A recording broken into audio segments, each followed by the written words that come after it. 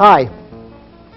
You've seen that the job of a programmer is to design processes that accomplish particular goals, such as finding the square roots of numbers or other sorts of things that you might want to do. We haven't introduced anything else yet. Of course, the way in which a programmer does this is by constructing spells, which are constructed out of procedures and expressions, and that these spells are somehow direct a process to accomplish the goal that was intended by the programmer. In order for the programmer to do this effectively, he has to understand the relationship between the particular things that he writes, these particular spells, and the behavior of the process that he's attempting to control. So what we're going to do in this lecture is attempt to establish that connection in as clear a way as possible. What we will particularly do is understand how particular patterns of procedures and expressions cause particular patterns of execution, particular behaviors from the processes. Let's get down to that. I'm going to start with a very simple program. This is a program to compute the sum of the squares of two numbers. I will define the sum of the squares of x and y to be the sum of the square of x, I'm going to write it that way, and the square of y, where the square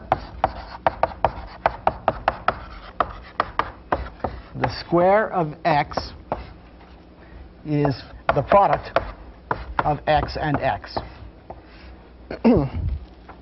Now, supposing I were to say something to this, like to the system after having defined these things, of the form the sum of the squares of 3 and 4.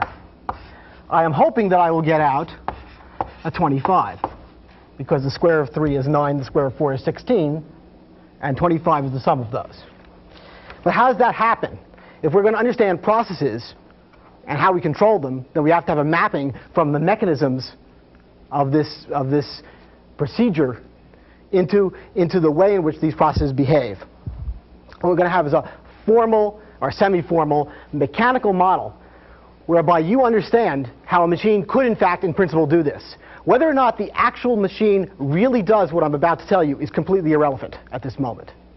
In fact, this is an engineering model.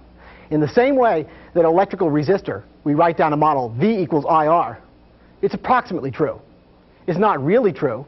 If I put enough current through the resistor, it goes boom. So the voltage is not always proportional to the current. But for some purposes, the model is appropriate. In particular, the model we're going to describe now, which I call the substitution model, is the simplest model that we have for understanding how procedures work and how processes work, okay, how procedures yield processes. And that substitution model will be accurate for most of the things we'll be dealing with in the next few days. But eventually, it will become impossible to sustain the illusion that that's the way the machine works, and we'll go to other more specific and particular models that will show more detail. Okay, well, the first thing, of course, is we say, what are the things we have here? We have some cryptic symbols. And these cryptic symbols are made out of pieces. They're kinds of expressions. So let's write down here the kinds of expressions there are.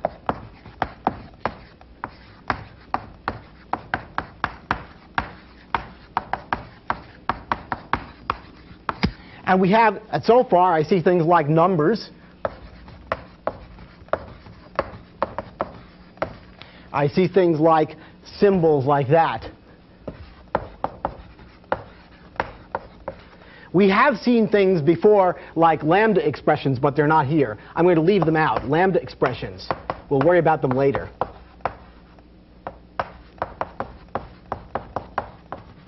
Things like definitions.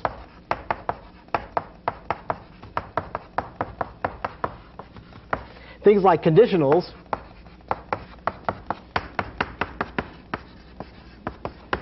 And finally, things like combinations.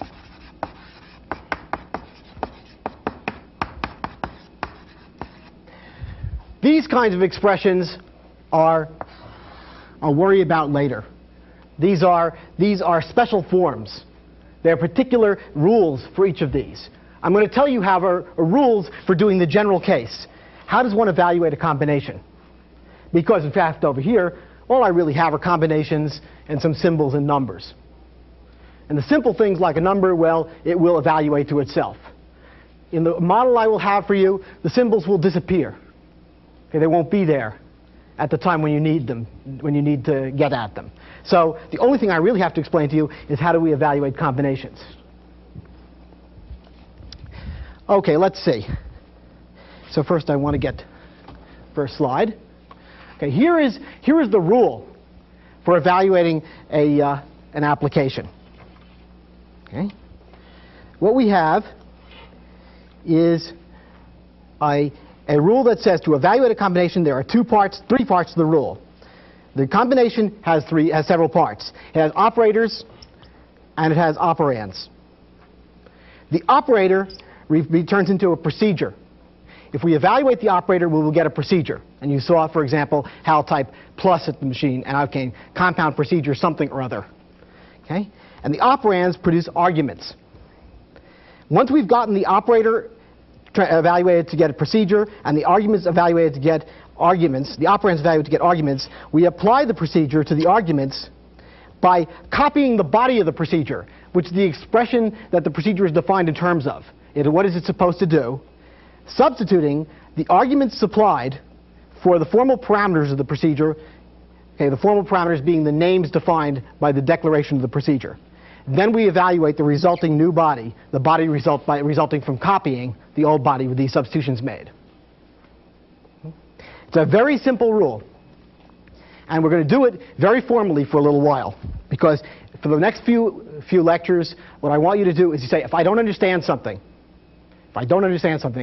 be very mechanical and do this. So let's see. Let's consider a particular evaluation, the one we were talking about before. The sum of the squares of 3 and 4. Okay? Well, what does that mean? It says, I can find out what sum of squares is. It's some procedure. And I'm not going to worry about the representation of that. I'm not going to write it on the blackboard for you. And if the 3 represents some number, but if I have to repeat that number, I can't tell you the number. The number itself is some abstract thing. There's a numeral which represents it, which I'll call 3. And I'll use that in my substitution. And 4, okay, is also a number. I'm going to substitute 3 for x and 4 for y in the body of this procedure that you see over here. Here's the body of the procedure. It corresponds to this combination, which is an addition. So what that reduces to, as a reduction step we call it, it's the sum of the square of 3 and the square of 4. Now, what's the next step I have to do here? I say, well, I have to evaluate this. According to my rule, which you just saw on that overhead or slide, okay, what we had was that we have to evaluate the operands, and here are the operands. Here's one, and here's the next operand. And we have to evaluate the procedure. The order doesn't matter. And then we're going to apply the procedure which is plus, and magically somehow that's going to produce the answer. Because I'm not going to tell you, I'm not going to open up plus and look inside of it. However, in order to evaluate the operands, let's pick some arbitrary order and do them. I'm going to go from right to left. Well, in order to evaluate this operand, I have to evaluate the parts of it by the same rule. And the parts are, I have to find out what square is. It's some procedure which has a formal parameter x. And also, I have an operand which is 4, okay, which I have to substitute for x in the body of square. So the next step is basically to say that this is the sum of the square of 3 and the product of 4 and 4. Of course, I could open up asterisk if I liked, well, the multiplication operation, but I'm not going to do that. I'm going to consider that primitive. So, and of course, at any level of detail, if you look inside this machine, you're going to find that there's multiple levels below that you don't know about. Okay? But one of the things we have to learn how to do is ignore details. The key to understanding complicated things is to know what not to look at. and what not to compute, and what not to think. So we're going to stop this one here and say, oh yes, this is the product of two things. Okay, we're going to do it now. So this is nothing more than the sum of square of 3 and 16. And now I have another thing I have to evaluate. But that's square of 3, well, it's the same thing. That's the sum of the product of 3 and 16, which is the sum of 9 and 16, which is 25. So now you see the basic method of doing substitution. And as I warn you that this is not a perfect description of what the computer does. But it's a good enough description for the reasons, for the problems that we're going to have in the next few lectures, that you should think about this religiously. Okay, this is how the machine works for now. Later it will get more detailed. Okay? Now, of course, I made a specific choice of the order of evaluation here. There are other possibilities. If we go back to this, to the telestrator here, and look at the substitution rule, we see that I evaluated the operator to get the procedures, and I evaluate the operands to get the arguments first before I do the application. It's entirely possible, and there are alternate rules called normal order evaluation, whereby you could do the substitution of the expressions which are the operands for the formal parameters inside the body first. And you'll get also the same answer. But right now, for concreteness, and because this is the way our machine really does it, I'm going to give you this rule, which has a particular order. But that order is to some extent arbitrary too. In the long run, there are some reasons why you might pick one order or another, and we'll get to that later in this subject.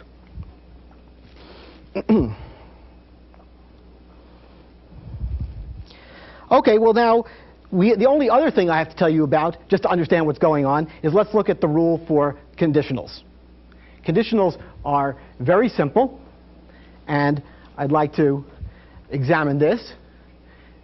Okay, if conditional is something that is if, there's also cond, of course, but I'm going to give names to the parts of the expression. It's a predicate, which is a thing that is either true or false, and there's a consequent, which is the thing you do if the predicate is true, and there's an alternative, which is the thing you do if the predicate is false. It's important, by the way, to get names for the parts of things, or the parts of expressions.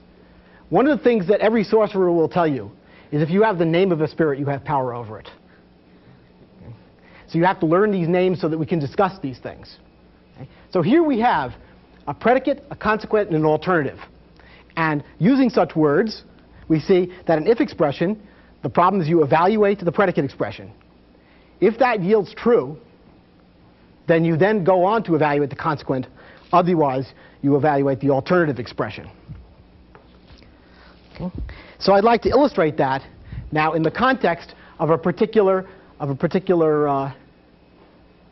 little program. I'm going to write down a program which we're going to see many times.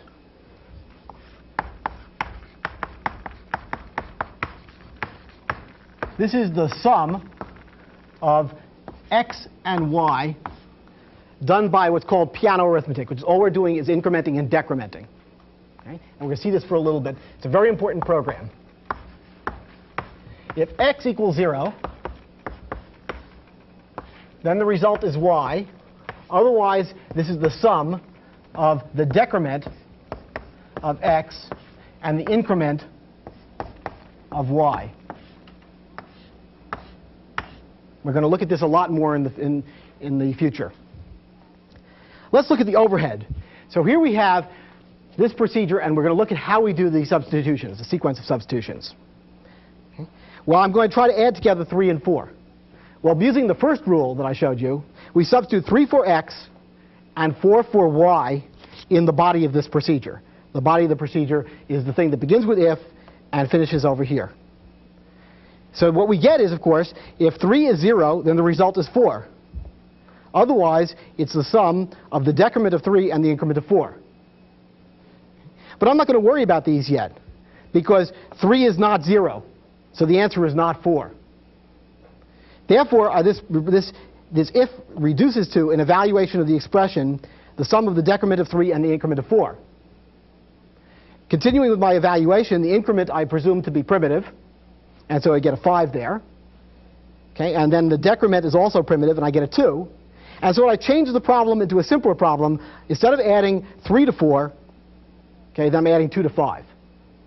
The reason why this is a simpler problem is because I'm counting down on x, and eventually then x will be 0. So much for the substitution rule. In general, I'm not going to write down intermediate steps when using substitutions having to do with ifs, because they just expand things too complicated. What we will be doing is saying, oh yes, the sum of 3 and 4 results in the sum of 2 and 5. It reduces to the sum of 2 and 5, which in fact reduces to the sum of 1 and 6, which reduces to the sum of 0 and 7 over here, which reduces to a 7. Okay? That's what we're going to be seeing. Are there any questions for the first segment yet? Yes? You're using 1 plus and minus 1 plus. Are those primitive operations? Yes. One of the things you're going to be seeing in this subject is I'm going to, without thinking about it, introduce more and more primitive operations. There's presumably some large library of primitive operations somewhere, okay, but it doesn't matter that they're primitive. There may be some manual that lists them all. If I tell you what they do, you should say, oh yes, I know what they do. So one of them is the decrementer, minus 1 plus, and the other operation is increment, which is 1 plus. Thank you. That's the end of the first segment.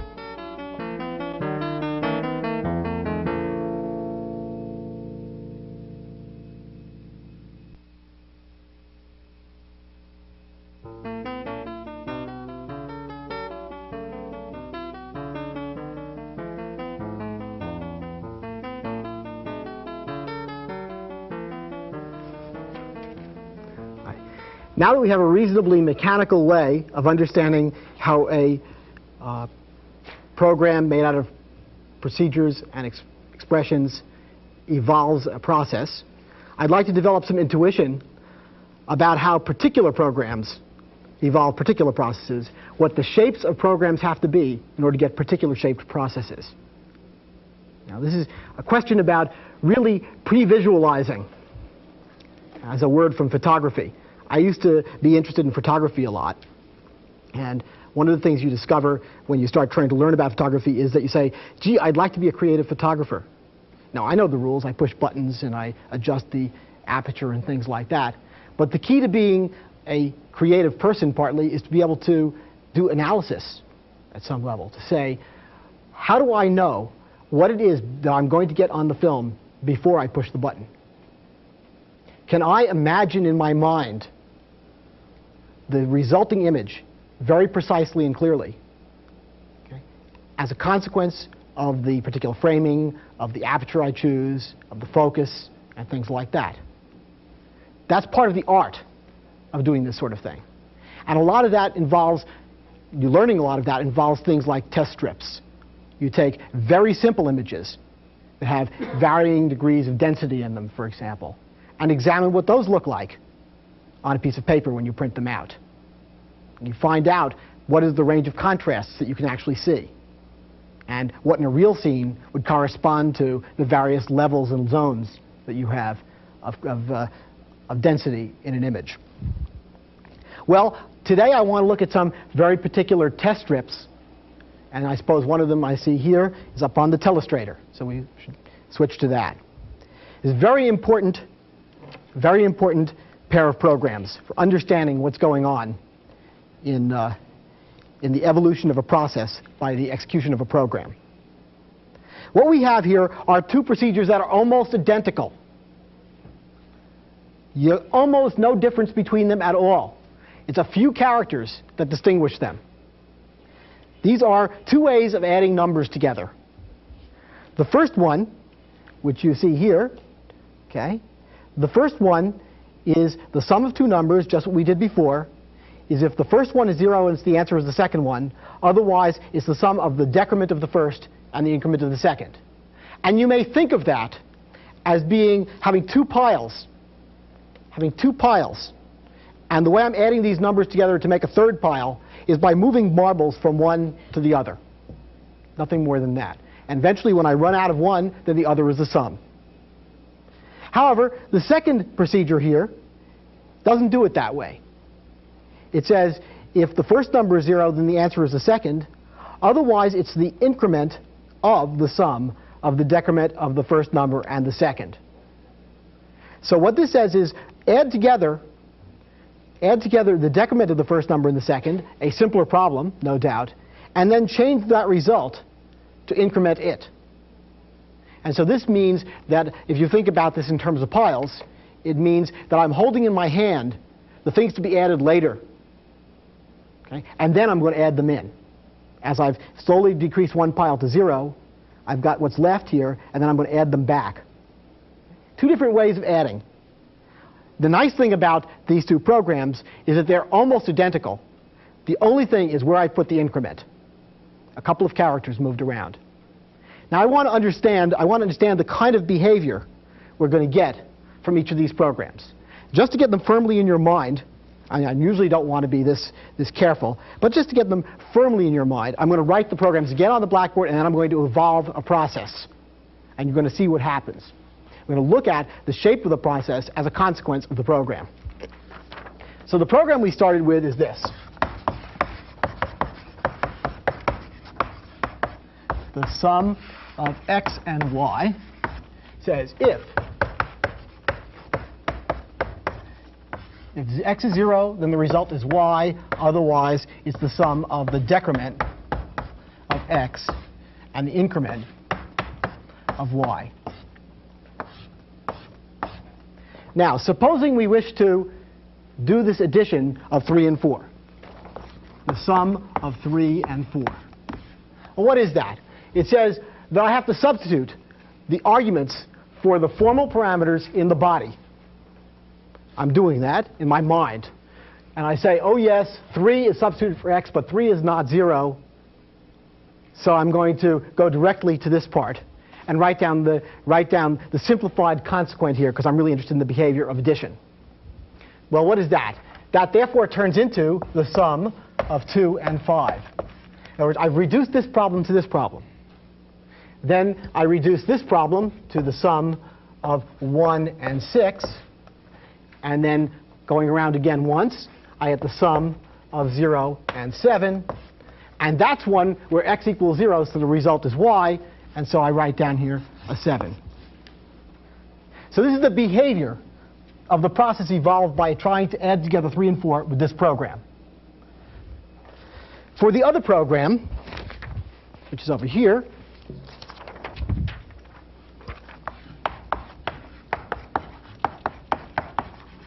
I will define the sum of x and y. And what is it? If x is 0, then the result is y, almost the same. Otherwise, the increment of the sum of the decrement of x and y.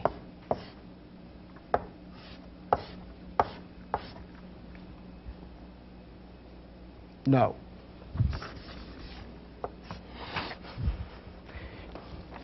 I don't have my balancer in front of me. OK, well, let's do it now. The sum of 3 and 4. Well, this is actually a little more interesting. Of course, 3 is not 0 as before. So that results in the increment of the sum of the decrement of x, which is 2 and 4, which is the increment of the sum of 1 and, the increment of the increment. What I have to do now is compute what this means. I have to evaluate this. Oh, but that is the result of substituting 2 and 4 for x and y here. Oh, but that is the increment of the sum of 1 and 4, which is, well, now I have to expand this. Okay? But that's the increment of the increment of the increment of the sum of 0 and 4. Okay? But now I'm beginning to find things I can do. the increment of the increment of the increment of, well, the sum of 0 and 4 is 4. The increment of 4 is 5. So this is the increment of 5, which is the increment of 6, which is 7. Two different ways of computing sums. Now let's see. These processes have very different shapes. I want you to feel these shapes. It's the feeling for these shapes that matters. Okay. What's some things we can see about this? Well, somehow this is sort of straight. It goes this way, straight. This right edge doesn't vary particularly in size. Okay. Whereas this one, I see that this thing gets bigger and then it gets smaller. So I don't know what that means yet, but what are we seeing? We're seeing here that somehow these increments are expanding out and then contracting back. I'm building up a bunch of them to do later. I can't do them now. Okay. There's things to be deferred. Well, let's see. I can imagine an abstract machine. There's some physical machine, perhaps, that can be built to do it, which in fact executes these programs exactly as I tell you, substituting character strings in, like this. Such a machine, the number of such steps is an approximation to the amount of time it takes. So this way is time. And the width of the thing is how much I have to remember in order to continue the process. This much is space. And what we see here is a process that takes a time which is proportional to the argument x, okay? Because if I made x larger by 1, then I'd have an extra line. So this is a process which is time. The time of this process is what we say order of x. That means it's proportional to x by some constant of proportionality. And I'm not particularly interested in what that constant is. The other thing we see here is that the amount of space this takes up is constant. It's proportional to 1. So the space complexity of this is order of 1. We have a name for such a process. Such a process is called an iteration. And what matters here is not that some particular machine I designed here and talked to you about and called a substitution machine or whatever, substitution model, managed to do this in constant space. What really matters is this tells us a bound. Any machine could do this in constant space. This algorithm, represented by this procedure, is executable in constant space. Now, of course, the model is ignoring some things, standard sorts of things, like numbers that are bigger take up more space, and so on. But that's a level of abstraction at which I'm cutting off. How you represent numbers, I'm considering every number to be the same size. Yeah, and numbers grow slowly with the amount of space they take up and their size. Now, this algorithm is different in its complexity. As we can see here, this algorithm has a time complexity which is also proportional to the input argument x. That's because if I were to add 1 to 3, if I made a larger problem, which is larger by 1 here, then I'd add a line at the top and I'd add a line at the bottom. And the fact that it's a constant amount, like this is twice as many lines as that, is not interesting at the level of detail I'm talking about right now. So this is a time complexity order of the input argument x. And space complexity, well, this is more interesting. I happen to have some overhead, which you see over here, which is constant, approximately, constant overhead. But then I have something which increases and decreases, and it's proportional to the input argument x. The input argument x is 3. That's why there are 3 deferred increments sitting around here. See? So the space complexity here is also order x. Okay? And this kind of process, name for the kind of process, this is a recursion. A linear recursion, I will call it, because of the fact that it's proportional to the input argument in both time and space. this could have been a linear iteration.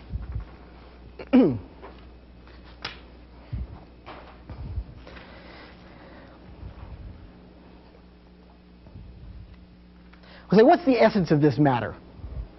Okay, this matter isn't so obvious. Maybe there are other models by which we can describe the differences between iterative and recursive processes, because this is hard now. Remember, those are both recursive definitions. What we're seeing there are both recursive definitions, definitions that refer to the thing being defined in the definition. But they lead to different shaped processes. And there's nothing special about the fact that the definition is recursive that leads to a recursive process. Okay. Well, let's think of another model. I'm going to talk to you about bureaucracy. Bureaucracy is sort of interesting. Here we see on the slide an iteration. An iteration is sort of a fun kind of process. Imagine that there's a fellow called GJS, that stands for me. Okay? And he's got a problem. He wants add together 3 and 4. This fellow here wants add together 3 and 4.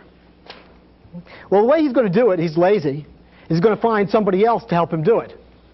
The way he finds someone else to help him do it and says, well, give me the answer to 3 and 4 and return the result to me. He makes a little piece of paper and says, here's a piece of paper, you'd solve this problem, and give the result back to me. Okay? Now this guy, of course, is lazy too. He doesn't want to see this piece of paper again. Okay? He says, oh yes, produce a new problem, which is the sum of 2 and 5, and return the result back to GJS. I don't want to see it again. This guy does not want to see this piece of paper. Okay? And then this fellow makes a new problem, which is the addition of a sum of 1 and 6, and he says, well, gives it to this fellow, says, produce that answer and return it to GJS. And then that produces a problem which is to add together 0 and 7 and give the result to GJS. This fellow finally just says, oh yeah, the answer is 7, and sends it back to GJS. That's what an iteration is. By contrast, a recursion is a slightly different kind of process. This one involves more bureaucracy. It keeps more people busy. It keeps more people employed. Perhaps it's better for that reason. But here it is, I want the answer to the problem 3 and 4. So I make a piece of paper that says, give the result back to me. Give it to this fella. This fella says, oh yes, I will remember that I have to add later, and I want to get the answer to the problem 2 plus 4, give that one to Harry, and have the result sent back to me. I'm Joe. When the answer comes back from Harry, which is a 6, I will then do the increment and give that 7 back to GJS. So there are more pieces of paper outstanding in the recursive process than the iteration. There's another way to think about what an iteration is and the difference between iteration and recursion. You see, the question is, how much stuff is under the table? If I were to stop, supposing I were to kill this computer right now, okay? And at this point I lose the state of affairs, okay? Well, I could continue the computation from this point, because everything I need to continue the computation is in the variables that were defined in the procedure that the programmer wrote for me. An iteration is a system that has all of its state in explicit variables. Whereas the recursion is not quite the same. If I were to lose this pile of junk over here, and all I was left with was a sum of 1 and 4, that's not enough information to continue the process of computing out the 7 from the original problem of adding together 3 and 4. Besides the information that's in the variables of the formal parameters of the program, there is also information under the table belonging to the computer, which is what things have been deferred for later. And of course, there's a physical analogy to this, which is in differential equations, for example, when we talk about something like drawing a circle. Okay? Try to draw a circle. You make that out of a differential equation which says the change in my state as a function of my current state. So if my current state corresponds to particular values of y and x, then I can compute from them a derivative which says how the state must change. And in fact, you can see that this draws a circle because if I happen to be, say, at this place over here, at 1, 0, for example, on this graph, then it means that the derivative of y is x, which we see over here. That's 1, so I'm going up. And the derivative of x is minus y, which means I'm going backwards. Okay? I'm actually doing nothing at this point. Then I start going backwards like that as y increases. So that's how you make a circle. And the interesting thing to see is a little program that will draw a circle by this method. Actually, this won't draw a circle because it's a forward Euler integrator and will eventually spiral out and all that. But it will draw a circle for a while before it starts spiraling. Okay? However, what we see here is two state variables, x and y. And there's an iteration that says, in order to circle, given an x and y, what I want is to circle with the next values of x and y being the old value of x decremented by y times dt, where dt is the time step, and the old value of y being incremented by x times dt, giving me the new values of x and y. Okay. So now you have a feeling for at least two different kinds of processes that can be evolved by almost the same program. And with a little bit of perturbation analysis like this, how you change a program a little bit and see how the process changes, that's how we get some intuition. Pretty soon we're going to use that intuition to build big, hairy, complicated systems. Thank you.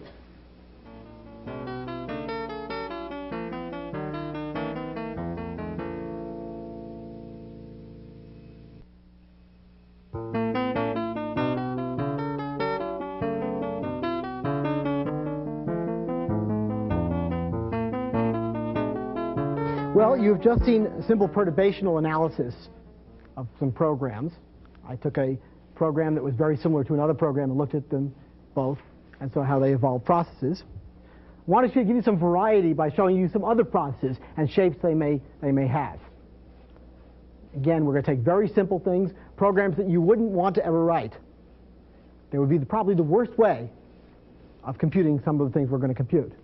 But I'm just going to show you these things for the purpose of feeling out how a program represents itself as the rules for the evolution of a process. So let's consider a fun thing, the Fibonacci numbers. You probably know about the Fibonacci numbers. Somebody, I can't remember who, was interested in the growth of piles of rabbits. And for some reason or other, the piles of rabbits tend to grow exponentially, as we know. And we have a nice model for this process is that we start with two numbers, 0 and 1, and then every number after this is the sum of the two previous. So we have here a 1, then the sum of these two is 2, the sum of those two is 3, the sum of those two is 5, the sum of those two is 8, the sum of those two is 13, this is 21, 34, 55, etc. If we start numbering these numbers, say this is the 0th one, and the 1st one, and the 2nd one, and the 3rd one, and the 4th one, etc. This is the 10th one, 10th Fibonacci number. These numbers grow very fast, just like rabbits. Why rabbits grow this way, I'm not going to hazard a guess. Now I'm going to try to write for you the very simplest program that computes Fibonacci numbers. It's what I want is a program that, given an n, will produce for me Fibonacci of n. Okay? I'll write it right here.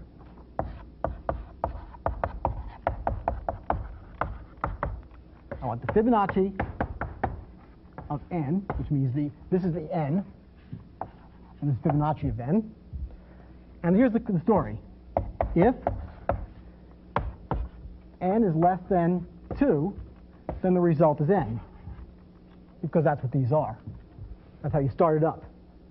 Otherwise, the result is the sum of fib of n minus 1 and the Fibonacci number, the n minus 2.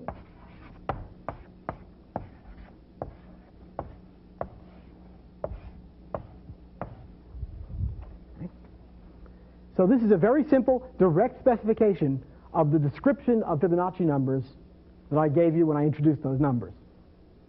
It represents the recurrence relation in the simplest possible way. Now, how do we use such a thing? Let's draw this process. Let's figure out what this does. Let's consider something very simple, like computing Fibonacci of 4. To compute Fibonacci of 4, what do I do? Well, it says it's not less than 2. Therefore, it's the sum of two things. Well, in order to compute that, I have to compute then Fibonacci of 3 and Fibonacci of 2. In order to compute Fibonacci of 3, I have to compute Fibonacci of 2 and Fibonacci of 1. In order to compute Fibonacci of 2, I have to compute Fibonacci of 1 and Fibonacci of 0. In order to compute Fibonacci of 1, well, the answer is 1. That's from the base case of this recursion. And in order to compute Fibonacci of 0, well, that answer is 0 from the same base case. And here's a 1. And Fibonacci of 2 is really the sum of Fibonacci of 1 and Fib of 0. And in order to compute that, I get a 1. And here I've got a 0. I've built a tree. Now, we can observe some things about this tree. We can see why this is an extremely bad way to compute Fibonacci numbers. Because in order to compute Fibonacci of 4, I have to compute Fibonacci of 2 subtree twice. Okay? In fact, in order to add one more, supposing I want to do Fibonacci of 5, what I really have to do then is compute Fibonacci of 4 plus Fibonacci of 3. But Fibonacci of 3 subtree has already been built. Okay? This is a prescription for a process that's exponential in time. To add 1, I have to multiply by something because I take a proportion of the existing thing and add it to itself to add one more step. So this is a thing whose time complexity is order of, actually it turns out to be Fibonacci of n.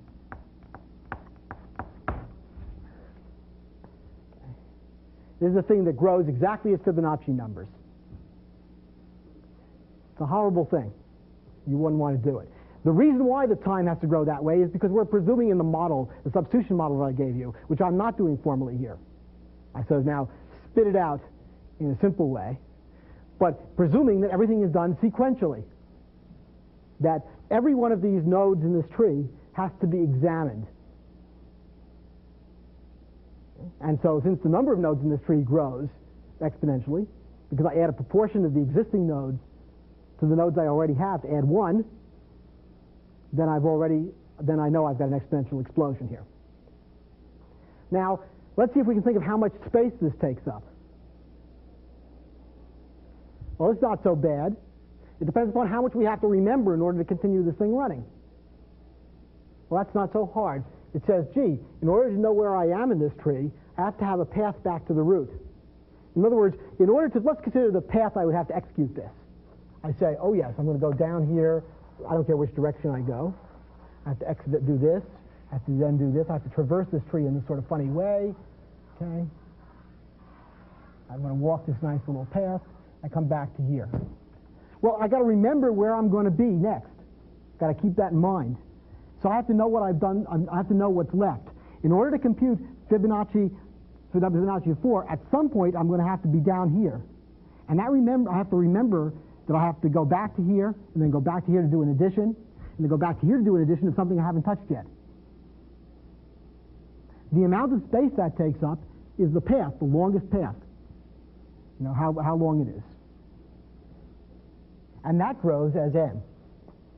So the space, because that's the length of the deepest line through the tree, the space is order of n. It's a pretty bad process.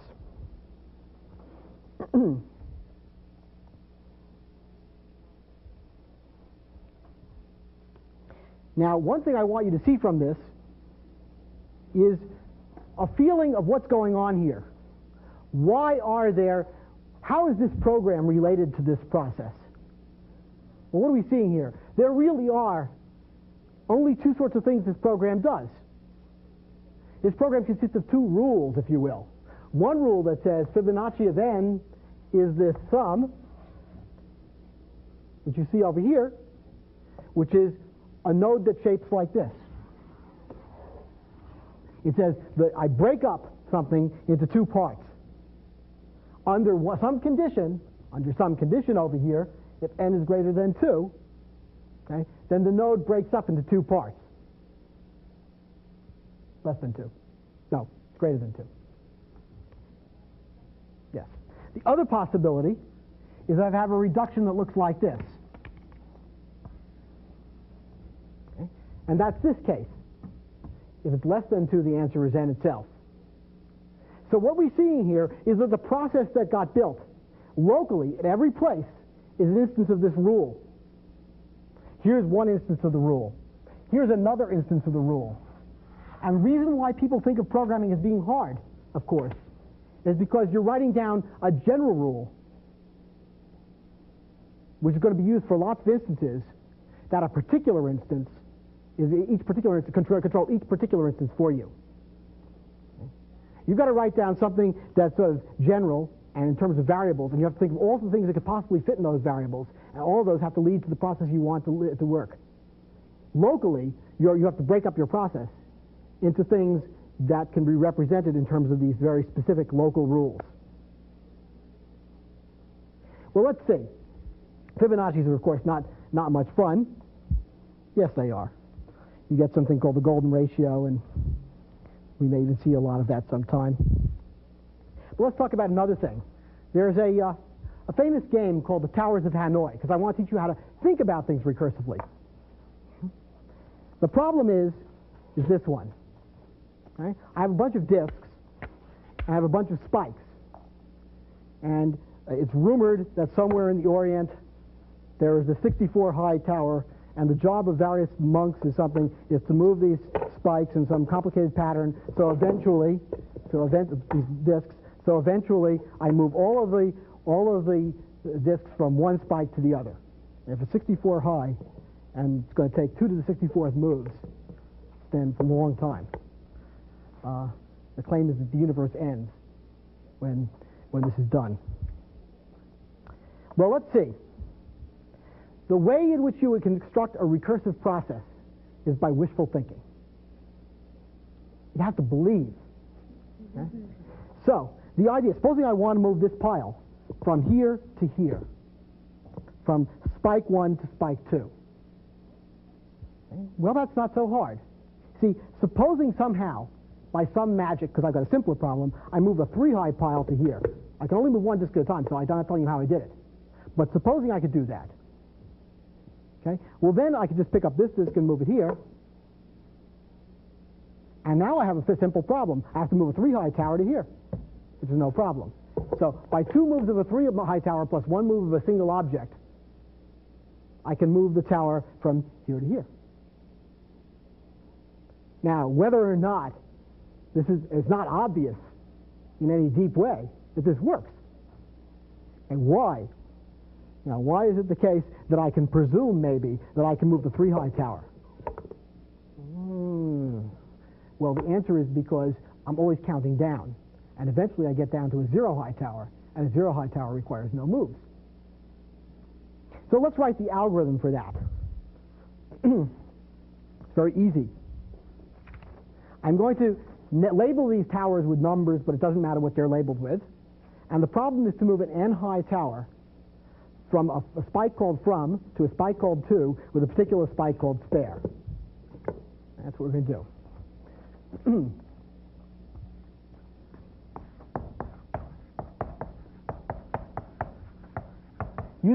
Using the algorithm I informally described to you, move of an n-high tower from to with a spare. Well, I've got two cases. And this is a case analysis, just like it is in all the other things we've done. If n is 0, then I'm going to put out some answers. Done, we'll say. I don't know what that means. Okay? Because we'll never use that answer for anything. We're going to do these moves. Else, I'm going to do a move. Move a tower of height less than n, the decrement of n, height. Now, I'm going to move it to the spare tower. The whole idea now is to move this from here to here, to the spare tower. So from to spare,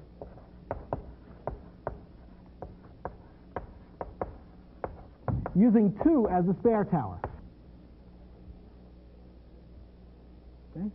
Later, somewhere later, I'm going to move that same n high tower, after I've done this, going to move that same n minus 1 high tower from the spare tower to the 2 tower using the from tower as my spare. So, the spare tower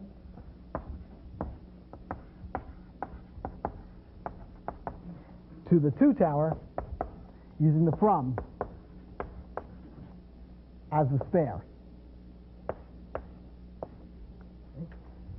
All I have to do now is, when I've gotten it into this condition between these 2 moves of the whole tower, if I've got it into that condition, now I just have to move one disk. Okay? So I'm going to say there's something for printing a move, and I don't care how it works.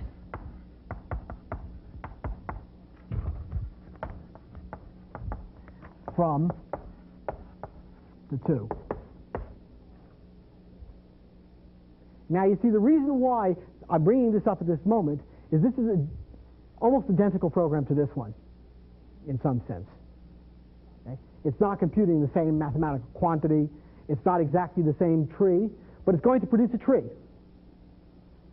The general way of making these moves is going to lead to an exponential tree. Well, let's do this 4 high. Okay? Now I have my little crib sheet here. Okay, so otherwise I get confused. Well, what I'm going to put in is the question of move a tower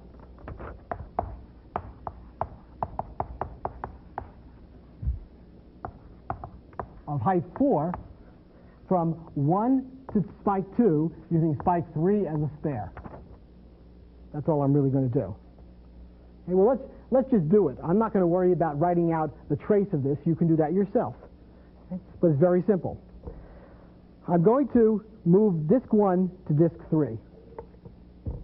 And how did I get to move disk 1 to disk 3? How do I know that? Well, I suppose I have to look at the trace a little bit. Okay? What am I doing here? Well, this is not, n is not 0. So I'm going to look down here. This is going to require doing 2 moves. I'm only going to look at the first one. It's going to require moving. Oh, why do I have move tower? It makes it harder for me. Move. Okay? I'm going to move a 3 high tower from the from place, which is 4, to the spare, which is 2, using 3 as my, no, using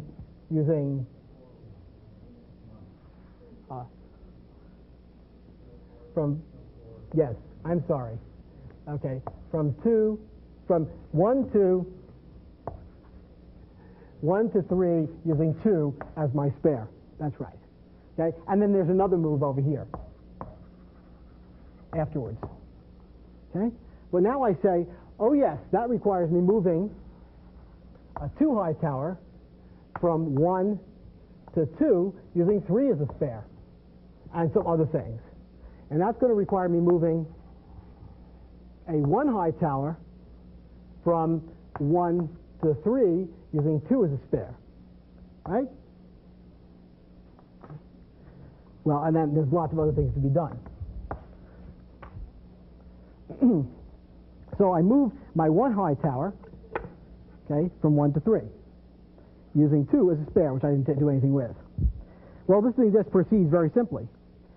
I move a disk from 1 to 2, then I move this disk from 3 to 2. Okay? I don't really want to do it. Then I move from 1 to 3. Then I move 2 to 1. Right? Then I move 2 to 3. Then 1 to 3. 1 to 2. Okay? 3 to 2. 3 to 1. It's all got worked out beforehand, of course. 2 to 1. 3 to 2. 1 to 3. Okay. Oh, 1 to 3, excuse me. Thank you. 1 to 2. Okay. And then 3 to 2. Whew. Now, what I'd like you to think about, okay, you just saw a recursive algorithm for doing this, and it takes exponential time, of course. Now, I don't know if there's any algorithm that doesn't take exponential time. It has to. If I'm doing one operation and I can only move one thing at a time, there's no algorithm that's not going to take exponential time. But can you write an iterative algorithm rather than a recursive algorithm for doing this? One of the little sort of things I'd like you to think about. Okay. Can you write one that, in fact, doesn't break this problem into 2 subproblems the way I described, but rather proceeds a step at a time using a more local rule? That might be fun. Thank you so much for the third segment. Are there questions? What's a typical way to reduce the tree recursion problem? How do you save, for instance, the intermediate work you have done in computing the Fibonacci? Oh, well, that's in fact one way. That's one of the ways to do it is what you just said. You said, I save the intermediate work. Okay, well, let me tell you, this again we'll see later, but suppose it's the case that anytime I compute anything, any one of these Fibonacci numbers, I remember it in a table. It takes only linear time to look up the answer. Then if I ever see it again, instead of doing the expansion of the tree, I look it up. I've just transformed my problem into a problem that's much simpler. Now, of course, there are other ways to do this as well. That one's called memoization, and you'll see it sometime later in this term. But I suppose there are just very simple linear time and, in fact, iterative models for computing Fibonacci's. And that's another thing you should sit down and work out. And that's important. It's important to see how to do this.